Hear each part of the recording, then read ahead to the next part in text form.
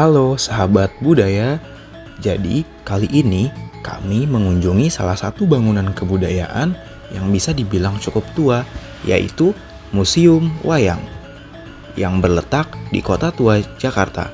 Mau tahu apa aja yang kita lakuin? Yuk ikutin terus perjalanan kami.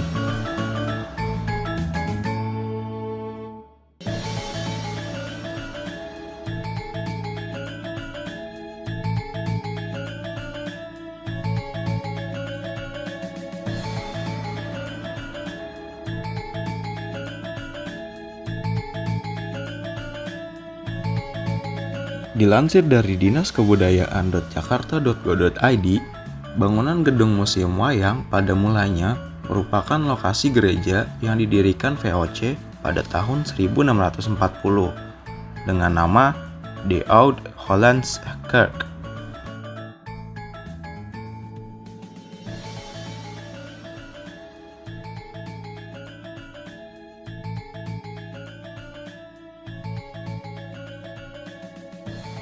Sebagai akibat terjadinya gempa, bangunan gereja Belanda baru itu telah rusak dan dibangun kembali tahun 1912. Dengan fungsinya sebagai gudang milik perusahaan Geowehry dan Co. Kemudian, tertanggal 14 Agustus 1936 ditetapkan menjadi monumen dan dibeli oleh Batavia's Genootschap van Kunsten en Wetenschappen, yaitu lembaga yang menangani penelitian dalam bidang seni dan ilmu pengetahuan. Pada tahun 1937, oleh lembaga tersebut, gedung diserahkan kepada Stichting Oud Batavia dan kemudian dijadikan museum dengan nama De Oud Batavia Museum atau Museum Batavia Lama. Selanjutnya, pada tahun 1957 diserahkan kepada Lembaga Kebudayaan Indonesia dan sejak itu nama museum diganti menjadi Museum Jakarta Lama. Pada tanggal 1 Agustus 1960 namanya disingkat menjadi Museum Jakarta. Pada tanggal 17 September 1962 oleh LKI diserahkan kepada Departemen Pendidikan dan Kebudayaan. Pada akhirnya, tanggal 23 Juni 1968, kebudayaan gedung museum ini diserahkan kepada pemerintah DKI Jakarta. Dan di gedung ini pula, Dinas Museum dan Sejarah DKI Jakarta berkantor. Sejak tanggal 13 Agustus 1975, gedung tersebut dijadikan Museum Wayang yang diresmikan oleh Bapak Ali Sadikin, Gubernur DKI Jakarta. Saat ini, Museum Wayang merupakan museum di bawah unit pengelola Museum Seni, Dinas Kebudayaan Provinsi DKI Jakarta. Museum Wayang memiliki koleksi wayang dan sejenisnya dari berbagai daerah di Indonesia dan mancanegara.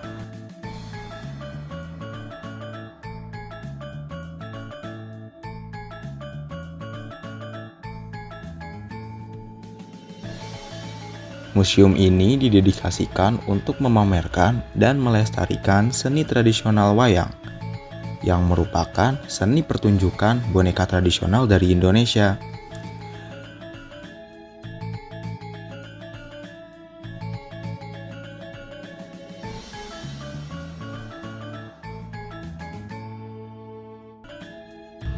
Museum Wayang memiliki koleksi yang kaya dan beragam dari berbagai jenis wayang, termasuk wayang kulit, wayang golek, wayang klitik, wayang beber, dan wayang potehi atau wayang Tionghoa. Koleksinya mencakup lebih dari 4.000 wayang dari seluruh Indonesia dan beberapa negara lain. Museum ini terdiri dari beberapa ruang pameran yang menampilkan berbagai jenis wayang dan perlengkapan pertunjukan.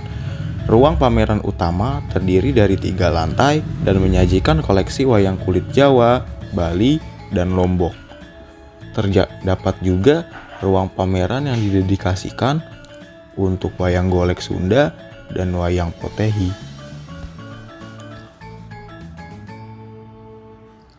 Museum wayang ini secara rutin juga menyelenggarakan pertunjukan wayang kulit dan wayang golek di teater yang ada di dalam museum.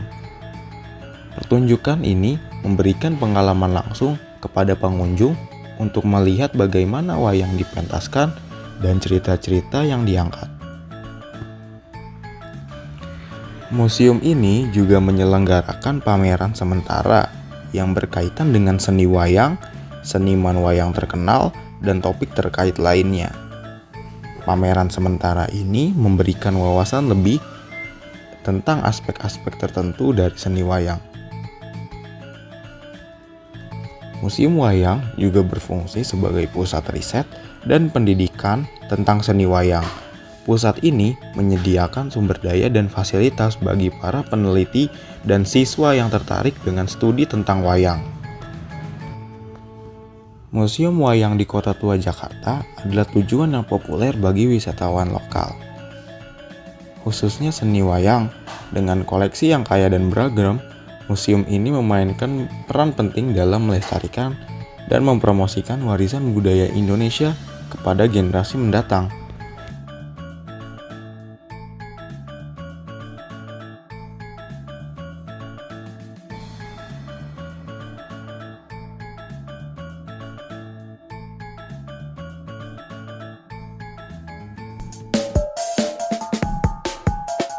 Kali ini, kami berkesempatan untuk mengeksplorasi secara langsung dengan Pak Dimas, selaku pemandu dan orang yang memperdalam sejarah perwayangan yang ada di Indonesia.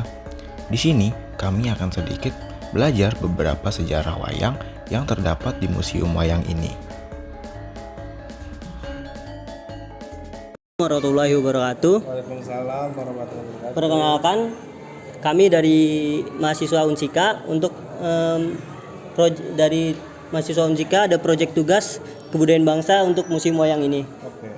Mohon izin apa Bapak bersedia untuk menjelaskan wayang-wayang tersebut? Boleh? Kalau boleh, bolehkah perkenalkan nama Bapak? Oke, saya dengan Dimas, saya pemandu di Museum Wayang.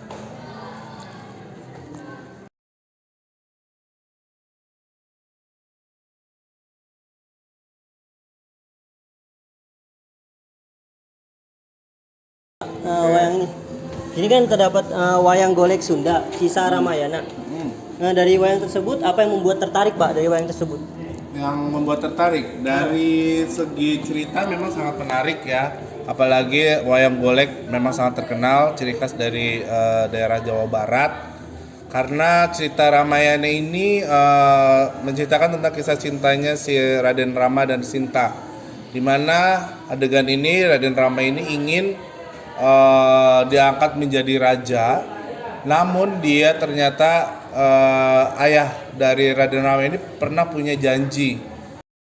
Itu baru dijadikan namanya Museum Batavia Lama.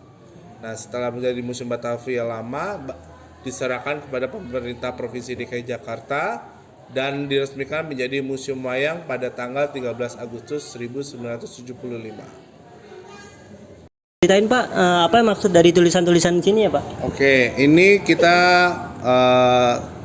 kebetulan berada di Taman JP Kun. Taman JP Kun ini adalah lokasi dulunya adalah makam, di mana bagian depan gereja itu biasa digunakan untuk gereja, di bagian belakang ada jadi pemakaman, lokasi pemakaman. Kurang lebih ada 18 gubernur Belanda yang telah gubernur Batavia yang telah dimakamkan di sini, termasuk Jan Pieter Soenkoen. Nah, ini adalah sebagian batu nisan yang masih asli yang masih ditinggalkan di sini karena pada tahun 1808 setelah gerejanya runtuh, hampir semua makam ini dipindahkan ke Taman Prasasti sekarang dan sebagian dibawa ke Belanda. Yang tersisa hanya 9 prasasti ini. Jadi seperti itu. Terima kasih Pak. Dari boneka di sini, dari boneka gundala-gundala di sini berdiri pada tahun berapa Pak? Oke, kalau yang di sini kita termasuk koleksi dari daerah Sumatera Utara. Ada namanya koleksi yaitu gundala-gundala. Gundala-gundala ini dulunya digunakan sebagai boneka ritual, namanya ritual pemanggil hujan dulunya.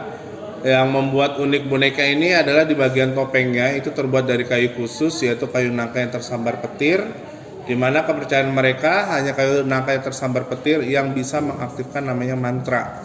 Karena dulu ritual-ritual apapun itu pasti membutuhkan namanya mantra. Mantra itu sama seperti doa. Jadi seperti itu.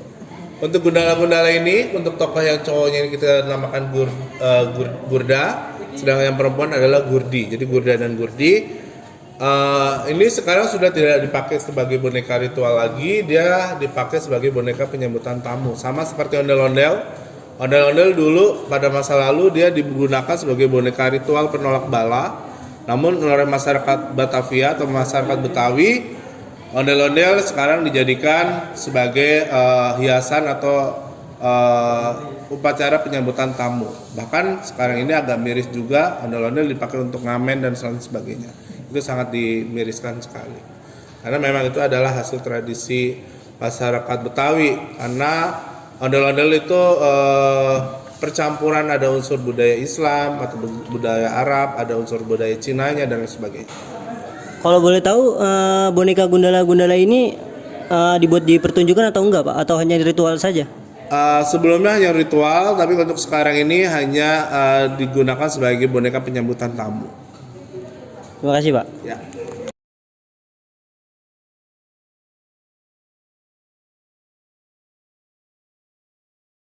Sebenarnya kita pengen tahu dulu nih Pak, kira-kira ruangan yang sedang kita kunjungi itu bernama ruangan apa ya Pak? Oke, untuk di sini kita sebutnya adalah ruang kadewataan. Kenapa dibilang ruang kadewataan? Karena pertunjukan wayang itu awalnya memang dari unsur agama Hindu, ya Hindu Buddha. Makanya mereka masih percaya dengan namanya dewa-dewa. Ya, salah satunya tokoh yang kita kenal yaitu ada Batara Sanghyang Tunggal. Sanghyang Tunggal ini adalah dewa tertinggi dalam agama Hindu atau dalam pewayangan. Dia sudah lama tidak memiliki anak. Yang Sanghyang Tunggal ini dia sudah tidak memiliki anak sudah lama. Tapi dia diberi anak tuh sebutir telur. Ya, akhirnya dia berdoa kepada Sang Dewata, kenapa kok saya dikasih telur? Akhirnya jawabannya adalah diberi oleh Sang Dewata, diberilah air suci. Nah, kebetulan air suci itu disiramkan kepada si telur tersebut dan akhirnya telurnya itu berubah menjadi 3 orang anak. Dari cangkangnya itu berubah menjadi si Tejomoyo, ini Tejomoyo. Lalu dari putih telurnya itu berubah menjadi Ismoyo dan si kuning telurnya itu berubah menjadi Manikmoyo. Jadi ada 3 anak nih dari Sanghyang Tunggal. Dari ketiga anak ini, 2 anak ini sering berantem, sering berkelahi karena mereka sudah lebih dewasa dan dia berkelahi merebutkan kekuasaan dari ayahnya karena ayahnya mungkin akan pensiun dan berebutan tahta karena akan diturunkan kepada anaknya. Akhirnya dia berantem dan ayahnya ini mendengar, ayahnya langsung membuat namanya sayembara. Barang siapa yang bisa menelan bumi secara utuh dan mengeluarkannya kembali, idealnya yang bisa menguasai namanya kayangan. Yang pertama mencoba ada Tejomoyo. Tejomoyo ini memakan gunung tersebut, saking liciknya dia berubah wujudnya menjadi raksasa. Karena melihat Tejomoyo ini berbuat licik, akhirnya Sanghyang Tunggal juga setiap dia mengubah wujudnya menjadi raksasa, gunungnya itu ikut berubah. Jadi seperti itu. Setelah udah berubah, akhirnya dia nggak sabaran, ditelanlah gunung tersebut. Nah, langsung mulutnya sobek dan akhirnya dikutuk ke Mayapada atau ke bumi. Si ini berubah menjadi togok yang warnanya merah. Dan karena mulutnya sobek. Lalu ada Ismaya. Ismaya itu perwujudan dari Semar. Jadi kisahnya Ismaya ini juga ikutan sayembara. Dia lebih licik. Bunungnya dipotong-potong kecil lalu dihirup. Setelah masuk ke dalam tubuhnya ternyata tidak bisa keluar sehingga dikutuklah si Semar itu oleh sang dewa. Akhirnya berbentuk seperti itu Semar, kemana-mana dia pendek bulat karena di dalam tubuhnya ada gunung. Nah, yang berhasil adalah si Manikmoyo karena dia tidak mengikuti sayembara. Tapi tidak sampai di situ langsung dia memenangkan sayembara tersebut. Manikmoyo ternyata diuji juga karena semakin lama si Manikmoyo itu keluar sifat aslinya itu sifat sombong. Karena apa? Karena dia bisa mendapatkan kekuasaan ayahnya tanpa mengikuti sayembara. Ya, akhirnya dia sombong melihat sifatnya sombong itu, akhirnya Sang Hyang Tunggal ini menghukum si Manikmoyo ini yang sudah berubah menjadi Batara Guru sebelah sana. Akhirnya dia diberi kelemahan, tidak bisa berjalan. Makanya Batara Guru selalu mengendarai namanya lembu. Lembu ini namanya lembu Andini. Kalau di agama Hindu, Batara Guru ini dewa tertinggi. Makanya dari sinilah bahwa umat Hindu itu tidak makan daging sapi, karena mereka percaya dan meyakini bahwa sapi adalah kendaraan dari dewa. Jadi seperti itu. Nah, akhirnya Batara Guru ini menikah dengan Dewi Uma dan menghasilkan 5 orang anak, yaitu ada Batara Sambo, ada Batara Brahma, ada Batara Indra, Batara Bayu, dan Batara Kala. Itulah kisah-kisah dari para dewa. Dari sini baru muncul cerita-cerita yang lain. Misalnya ada unsur lahirnya Hanoman. Hanoman itu ternyata anak dari Batara Guru yang tanpa sengaja lahir dari perut Dewi Anjani, di mana Dewi Anjani itu sedang mengalami bertapa, dia bertapa menjadi katak, dan untuk mengubah dirinya yang tadinya jadi manusia berubah menjadi kera karena dia berebutan cepu manik yang dibuang oleh ayahnya. Ternyata jatuh ke sebuah danau, dan danau tersebut danau dikutuk. Setiap yang meminum airnya dia berubah menjadi kera. Akhirnya si Dewi Anjani itu berubah menjadi kera bersama Subali dan Sugriwa. Nah, Dewi Anjani itu adalah ibu dari Hanoman. Jadi seperti itu. Kalau boleh tahu, semua kejadian yang terjadi pada wayang-wayang yang terpampang pada ruangan ini itu terjadi pada tahun berapa ya? Kalau untuk peristiwanya itu lebih ke cerita, bukannya peristiwa. Oh, berarti ke dongeng. Dongeng, karena memang diambil dari kitab-kitab yang ada di India, yaitu dari cerita Mahabharata dan epik Ramayana. Jadi ada 2 itu. Mungkin Jadi bukan kejadian nyata dulu terjadi di Indonesia. Bahkan kita nggak tahu Ayodhya itu di mana, Alengka itu di mana. Konon katanya Ayodhya itu adalah India, Alengka itu adalah Sri Lanka. baik, terima kasih Pak. Sudah cukup? Cukup. Baik. Ini itu tuh ruangan apa ya Pak kalau udah masuk? Ini kita akan masuk di ruang silsilah Wayang Purwa.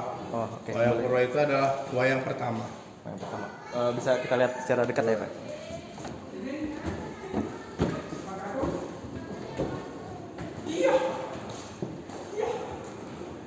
Nah ini kalau dilihat-lihat banyak sekali ya Pak silsilahnya.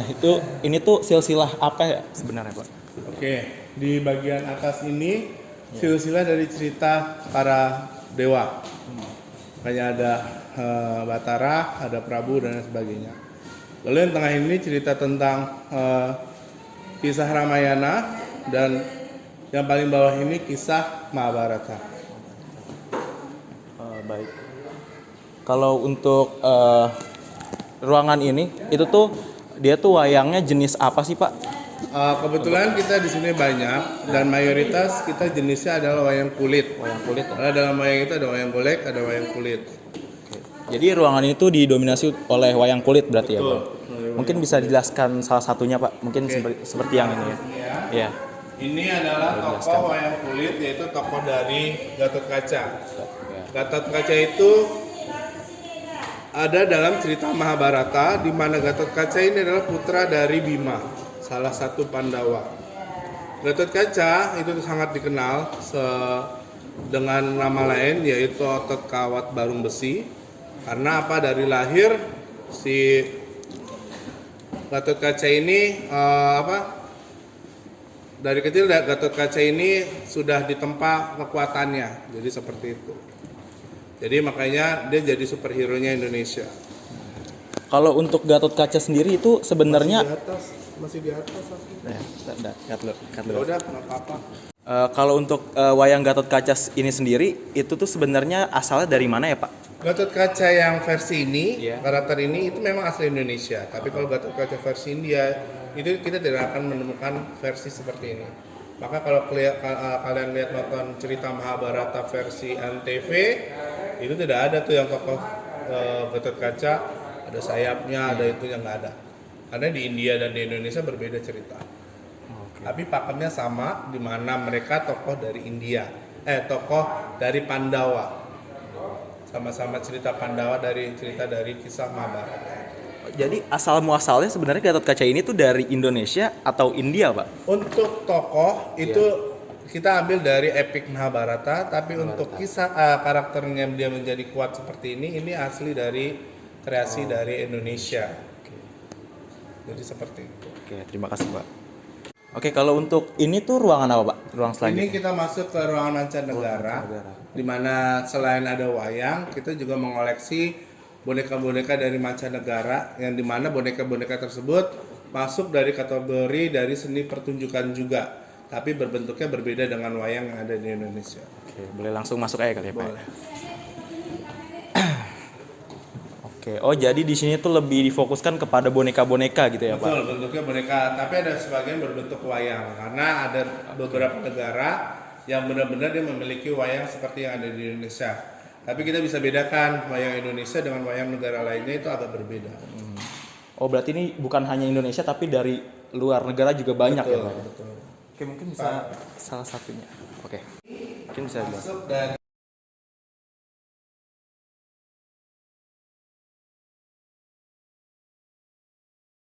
seni pertunjukan boneka. Boneka. Dia menggunakan boneka jari biasa seperti di negara Eropa lainnya. Nah, ini dari India, yang ini dari dari Prancis. Karena dulu India dijajah oleh Inggris, sehingga kebudayaan seni boneka itu mungkin bawaan dari Inggris. Jadi cuman dibentuk karakter-karakter yang ada di India. Jadi seperti itu. Oke, jadi kita udah habis muterin museum wayang ini dan sudah dijelaskan beberapa oleh Pak Dimas sebagai pemandunya. Pak, terima kasih Pak. Terima kasih banyak udah mau menjelaskan kepada kami dan berbagi ilmunya. Baik. Mungkin ada harapan Pak untuk museum wayang ini ke depannya bagaimana? Oke, harapan saya sih generasi muda tuh tetap mencintai museum dan ingin selalu belajar di museum. Jangan sampai museum itu terlupakan oleh generasi muda sekarang ini. Terima kasih banyak ya Pak atas Sama-sama. waktunya dan berbagi ilmunya. Baik. Terima kasih Pak. Oke, sekian untuk penjelasan dan pemaparan dari museum wayang ini. Mungkin sudah cukup ya perjalanan kami. Terima kasih. Teman-teman, jadi sekian aja ya perjalanan kita di museum wayang ini. Jadi kita dari awal tuh kita ada pemandu ya, pemandunya Pak Dimas. Kita dikasih tahu tentang nama-nama ruangan di museum wayang ini. Kita dikasih tahu tentang sejarah cerita wayang golek, tentang Rama dan Rahwana.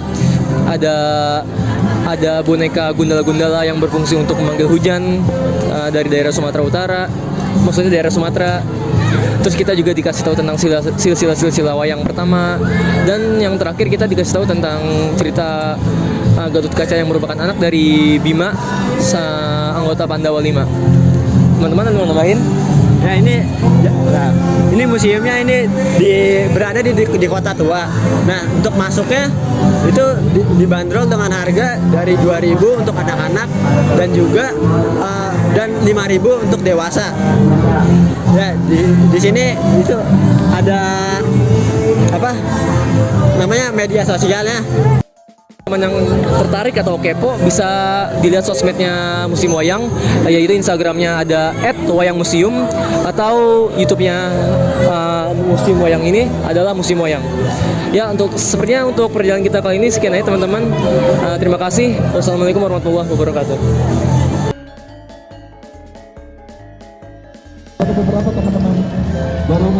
Dik, kita mau apa sekarang, Dik? Ya, kita habis penelitian tentang museum wayang kulit yang ada di Kota Tua. Tadi dari perjalanan kita dari naik KRL dari Karawang, dari Cikarang, terus nyampe sini jam 12, istirahat, makan, dan setelah itu kami menuju ke museum wayang kulit yang ada di Kota Tua. Di situ kita nanya-nanya tentang sejarah museum itu berdirinya kapan dan dengan museum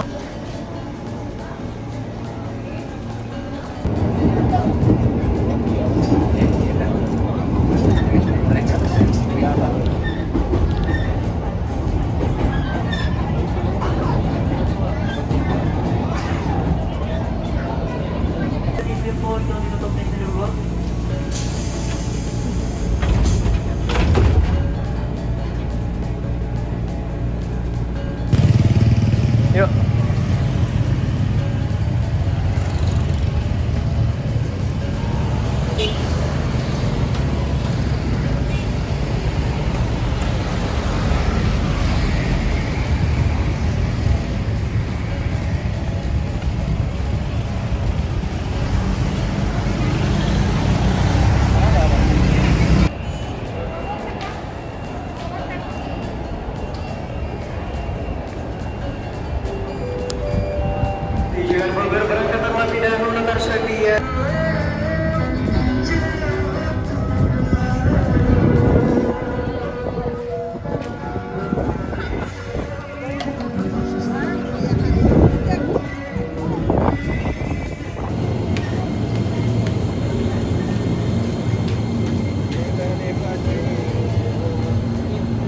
Ini biasanya kan?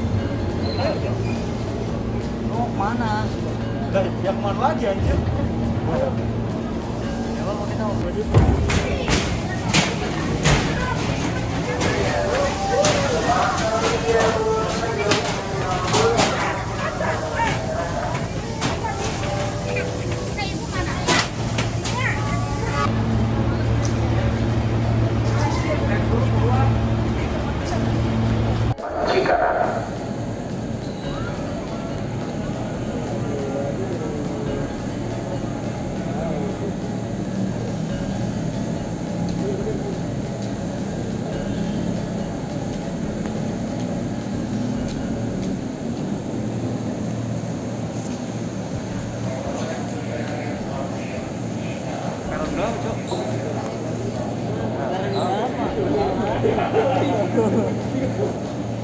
Jalur Awas Jawa berangkat Kalimantan 68 di jalur 6 Nelmon 95 di Jambrak. Jalur 6 di Jambrak.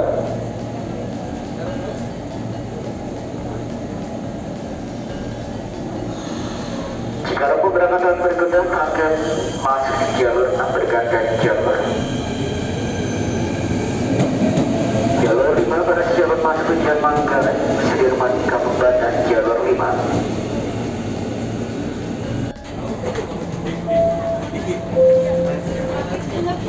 Soon arrive at final destination, Jakarta Kota Station. Please find your belongings. Do not left behind. Thank you for commuting with us.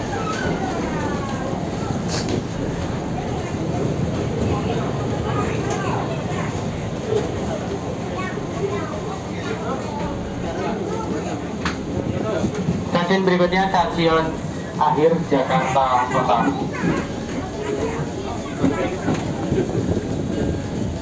Tadi gerbongnya belok pas gua lagi nginjek di tengah-tengahnya nih. Hampir jatuh gua. Aduh. Tapi lu megang kamera kan? Iya.